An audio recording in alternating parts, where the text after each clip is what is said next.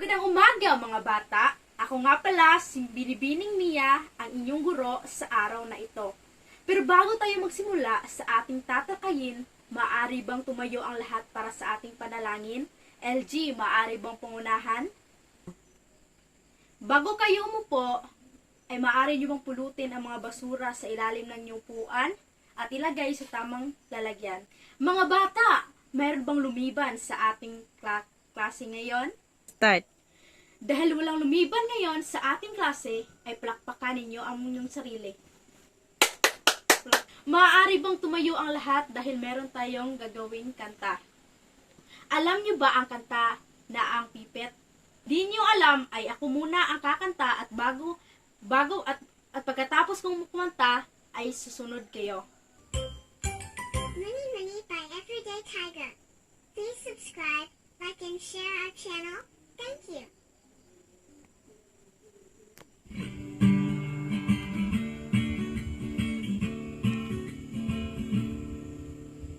May pumukol sa pipit sa sanga ng isang kahoy at nahagip ng bato ang pakpak ng munting ibon.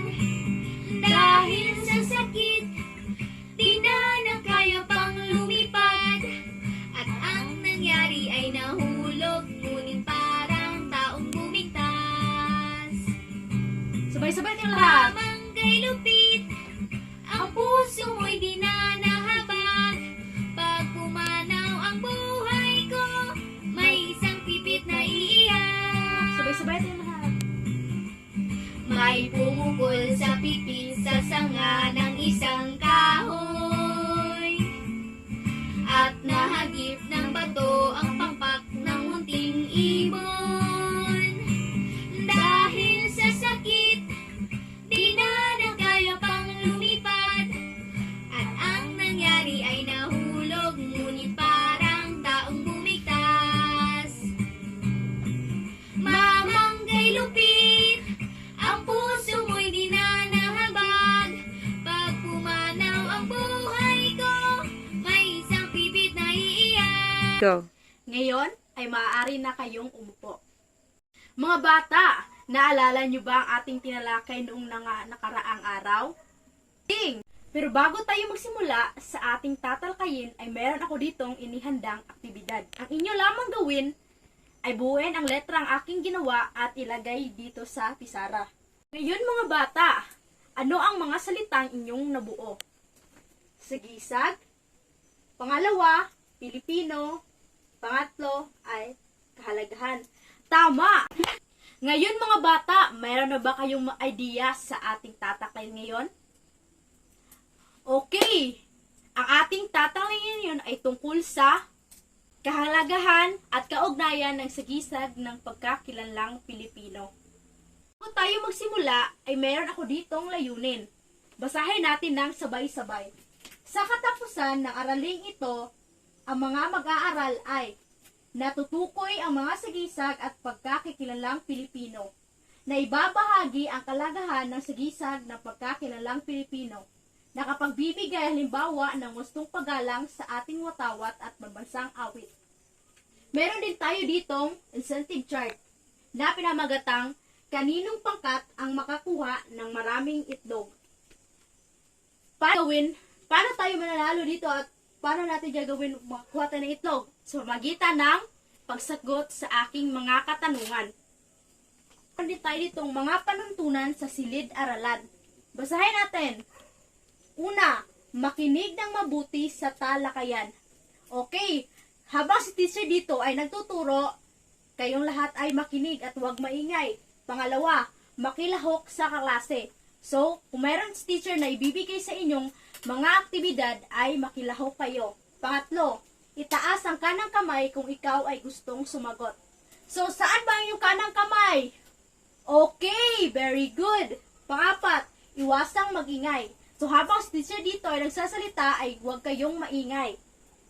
Panglima, umupo ng maayos.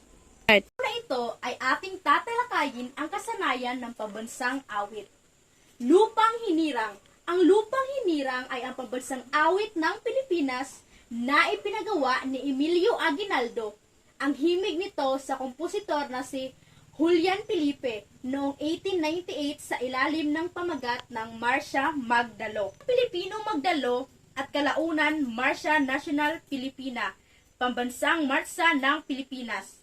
Samantala, ang kasalukuyang anyong awit na ito ay ang Tagalog na Tulang Pilipinas ni Jose Palma noong 1899 sa orihinal na wikang Espanyol. Ayon sa pamamahayag ng kalayaan ng Pilipinas noong 12 Hunyo 1898, ang puting tatsulok na natatanging sigisag ng katipunan na sa pamamagitan ng pagsasanib ng dugo ay nakapaghikayat sa mga Pilipino na sumama sa revolusyon.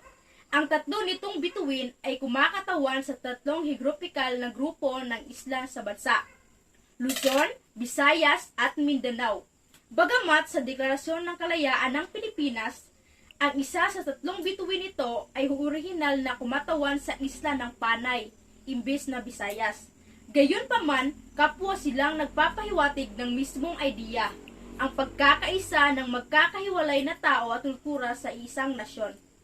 Ang 8 sinag ng araw ay sumasaginag sa 8 probinsyang unang nag-alsa sa Kastila. Ito ay Maynila, Cavite, Bulacan, Pampanga, Nueva Ecija, Tarlac, Laguna at Batangas. Para madaling matandaan, narito ang maiksing dapat tandaan sa kung anong kahulugan ng mga kulay sa watawat ng Pilipinas. Asul, kapayapaan. Pula, katapangan. Puti, kalinisan. Tatlong bituin: Luzon, Visayas, Mindanao. At ang 8 sinag ng araw ay sumasagisag sa 8 probinsyang unang nag-alsa sa Kastila. Una ay Maynila, Cavite, Bulacan, Pampanga, Nueva Ecija, Tarlac, Laguna, at Batangas. Tanungan ba kayong mga bata? Magaling! Dahil wala kayong katanungan, ngayon ay aking aalamin kung meron ba kayong natutunan sa ating leksyon. Pero bago tayo magsimula sa ating aktibidad, ay hatiin ko muna kayo sa 3 pangkat. Unang pangkat, pangalawang pangkat, at 3 pangkat. Ngayon ay tingnan natin kung tama ba ang iyong mga sagot. Number 1. Ano ang pambansang awit ng Pilipinas? Lupang Hinirang. Tama. Pangalawa, ito ay isa sa mga sagisag ng ating bansa. Watawat. Tama.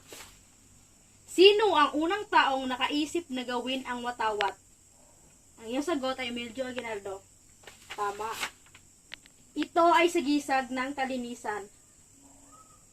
Tama. Watawat ay mayroong magkasing sukat na bahagi ng bughaw o pula. Tama. Kaninong pangkat ito? Okay, ang pangkautuan ay nakakuha ng 3 itlog. Tayo sa pangalawang pangkat. Panuto, isulat ang 8 lalawigan na sumisimbolo sa sinag ng araw ng watawat ng Pilipinas. Una, Maynila. Tama. Pangalawa, Bulacan. Pangatlo, Cavite. Pang-4, Tarlac. Pang-5, Batangas.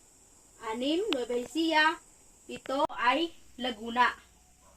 Ang pangalawang pangkat ay nakuha din ng 3 itlog. Dito naman tayo sa pangatlong pangkat. Lagyan ng check kung ang kaisipan ay nagpapahayag ng kalagahan at kaugnayan ng watawat at basang awit sa pagkakilala ng Pilipino at ekes kung hindi.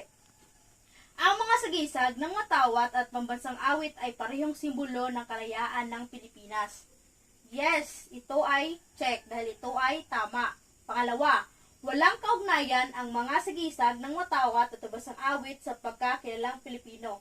Ito ay ekes dahil ito ay mali. Pangatlo, ang watawat ang pinakamahalagang sagisag ng ating bansa. Tama. Hayag na pabasang awit ng Pilipinas ang pagmamahal sa ating bayan. Tama. Sa mga sagisag na ito, nakikilala ang ating pagiging Pilipino. Tama. Ang pangatlong pangkat ay nakakuha rin ng 3 itlog. Mga bata ay meron akong katanungan. Ano ang ating pambansang awit? Okay, magaling. Ito ay Lupang Hinirang. Ano naman ang sinisimulo ng tatlong bituin. Tama, ito ay Luzon, Visayas at Mindanao. Ngayon mga bata ay meron naman tayong aktibidad na gawin.